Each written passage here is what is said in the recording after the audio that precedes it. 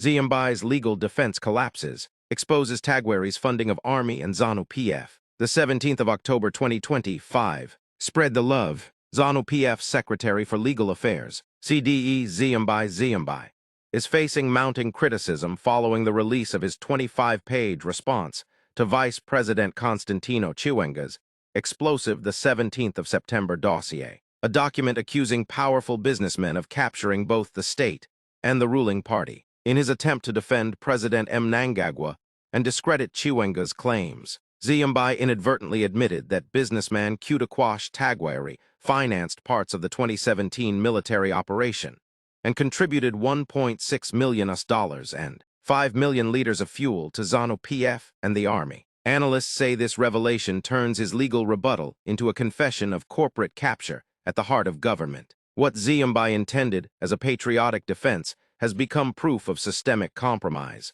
said one Harare-based governance expert. It confirms that private capital directly bankrolled both the army and the party, undermining constitutional boundaries. Throughout his response, Ziyambi leans heavily on legal jargon, citing multiple statutes while dismissing the corruption allegations as reckless and treasonous. Yet critics argue that his approach weaponizes the law to silence dissent rather than enforce accountability. Instead of demanding audits or transparency, Ziyambi defended controversial deals, including the $1.9 billion Kuvimba mining house transaction, without offering evidence. His tone also turned personal, describing Chiwenga's report as emotional and immature, further deepening divisions inside the ruling elite. Observers say the episode exposes growing fractures within ZANU-PF, as Chiwenga's anti-corruption push collides with Mnangagwa's loyalist defense. Ziyambi's legal defense has collapsed under its own contradictions. One commentator noted,